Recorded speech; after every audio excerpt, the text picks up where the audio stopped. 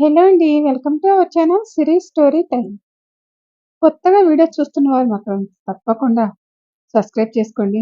అలాగే లైక్ చేసి కామెంట్స్ ఇవ్వండి. ఇక ఆలస్యం చేయకుండా కథలోకి వెళ్ళిపోదామా? పెళ్ళే నంబర్ థర్డ్ పార్ట్.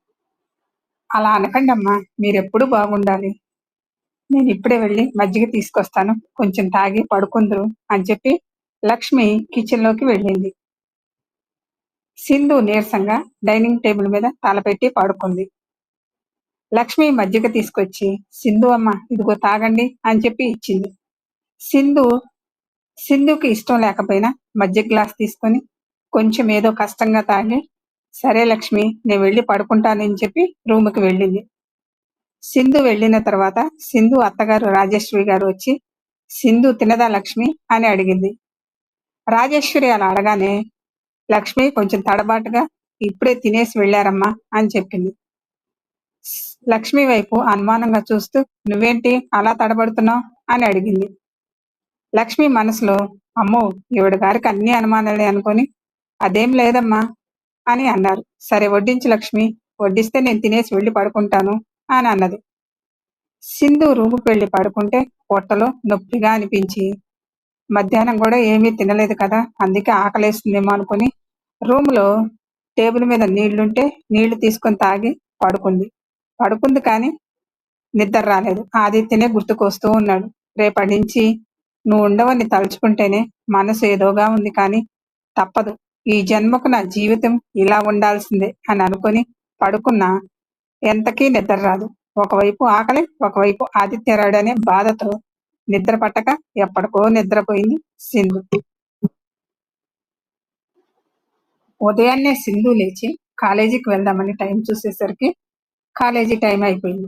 అదేంటి ఇంతసేపు పడుకున్నాను, అయినా కాలేజీ టైం అయితే లక్ష్మి ఎందుకు లేపలేదు, ఎందుకునా అని వాష్రూమ్కి వెళ్ళి ఫ్రెష్ అయి బయటికి వచ్చి లక్ష్మిని అడుగుతుంది. ఏంటి లక్ష్మి కాలేజీ టైం అయితే లేపలేదు? అది అమ్మగారు వద్దన్నారమ్మా, అందుకే లేపలేదు అని చెప్పింది సింధు. రాజేశ్వరి గారు వచ్చి, అవును సింధు, నేనే లేపొద్దన్నాను. నిన్ను చూస్తే చాలా నీరసంగా అనిపించావు, అందుకే ఈరోజు కాలేజీకి ఎందుకులేని వద్దు అన్నాను. ఈరోజు ఎలా ఉంది, బాగానే ఉందా అని అడిగారు రాజేశ్వరి గారు. నేను బాగానే ఉన్నాను అత్తయ్య గారు. సరే టిఫిన్ చెయ్యి అని వెళ్ళారు. లక్ష్మి సింధుని చూసి, ఏంటమ్మా ఆలోచిస్తున్నారు, రాండి టిఫిన్ చేద్దురు అని పిలిచింది. సరే లక్ష్మి వస్తున్నానని సింధు టిఫిన్ చేయడానికి వెళ్ళింది. ప్లేట్లో ఇడ్లీ పెట్టి చట్నీ వేయబోతుంటే లక్ష్మి, నేను తినకూడదు కదా అని అన్నది. అదేంటమ్మగారు అలా అంటారు, ఇక్కడ అమ్మగారు లేరు కదా, తినండి అమ్మా, ఏమీ కాదు అన్నది లక్ష్మి. వద్దు లక్ష్మి, అత్తయ్య గారు చూస్తే ఊరుకోరు, రాత్రి కూడా ఏమీ తినలేదు కదా, చాలా నీరసంగా కూడా కనిపిస్తున్నారు. అయినా వద్దు లక్ష్మి, అలా మోసం చేసి తినటం నాకు ఇష్టం లేదు. బహుశా వాళ్ళు చెప్పింది కూడా నిజమే అయి ఉంటుంది కదా. ఏంటమ్మా నిజం? మీకు ఏ అబ్బాయినైనా చూస్తే మీకేమీ అనిపించటం లేదా? నేను ఇలా అంటున్నానని తప్పుగా అనుకోకండమ్మా, మీకు తెలియాలనే అడుగుతున్నాను అని అన్నది లక్ష్మి. రాజశ్రీ గారు లక్ష్మి అని పిలిస్తే, సరే అమ్మా మీరు తింటూ ఉండండి, నేను ఇప్పుడే వస్తాను అని చెప్పి వెళ్ళింది. సింధు ఇడ్లీ తింటూ లక్ష్మి అన్న మాటల గురించి ఆలోచిస్తూ ఏదో తిన్నాననిపించి తిని లేచి రూముకు వెళ్ళి పడుకుంది. అలా పడుకోగానే ఆదిత్య గుర్తుకొచ్చాడు. ఆదిత్య గుర్తుకు రాగానే ఏదో తెలియని ఫీలింగ్ కలిగింది. అదేంటో అర్థం కావటం లేదని కళ్ళు మూసుకుంటే ఆదిత్య రూపం కళ్ళ ముందు మెదిలింది. గుండెల్లో బాధ కలుక్కుమన్నది. ఈరోజు నా కోసం వచ్చిన అతను వచ్చుంటాడా రాలేదా అని అనుకుంటుంటే తనలోని అంతరాత్మ బయటికి వచ్చి, నీకెందుకు సింధు, తను వస్తే రాకపోతే, నువ్వేమైనా తనని ఇష్టపడుతున్నావా ఏంటి అని అడిగింది.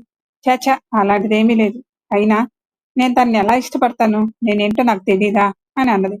మరి తన గురించి నీకెందుకు, తను వస్తే రాకపోతే నీకేంటి, రోజు వస్తున్నాడు కదా, ఈ రోజు వచ్చాడా రాలేదని అనుకున్నాను అంతే, దానికే నువ్వు వేరే అర్థాలు తీసి అడగమాకు అని కోపంగా అన్నది. ఎన్ని రోజులు నీ మనసుని మభ్య పెట్టుకుంటావో నేను చూస్తాను అని చెప్పి అంతరాత్మ వెళ్ళిపోయింది. సింధు ఆదిత్య గురించి ఆలోచిస్తూ బెడ్ మీద అలానే పడుకుంది. ఆదిత్య కాలేజీ దగ్గరకు వచ్చి సింధు కోసం చూస్తూ ఉంటే కనిపించలేదు. ఈరోజు రాలేదా ఏమిటి? లోపలికి వెళ్ళి చూద్దామంటే ఏ క్లాసో తెలియదు. ఏం చేయాలా అని ఆలోచిస్తూ ఆఫీసుకి టైం అవుతుంది, వెళ్ళాలి, ఈవినింగ్ వస్తాను కదా, అప్పుడు చూడొచ్చు అనుకుని ఆఫీస్కి వెళ్ళాడు ఆదిత్య. ఆఫీస్కి వెళ్ళిన మనసు మనసులో ఉండదు. తనకి పెళ్ళైన భర్త తనకు పెళ్ళైందా, భర్త చనిపోయాడా అనే ఆలోచనలతోనే ఏ పని చేయబుద్ధిగా లేదు.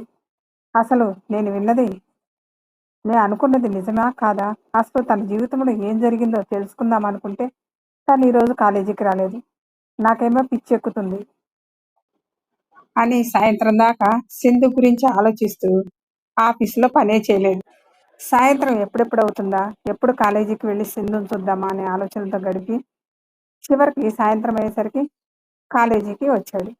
కాలేజీలో చూస్తూ ఉంటే అందరూ వెళ్తున్నారు కానీ సింధు కనిపించలేదు. ఏంటి ఈరోజు తను రాలేదా ఏమిటి అని ఆలోచిస్తూ ఉంటే వెనక నుంచి అన్నయ్య అంటూ తన చెల్లెలు వస్తుంది. ఏంటన్నయ్య ఏదో దీర్ఘంగా ఆలోచిస్తున్నారు అని అడిగింది అతని చెల్లెలు.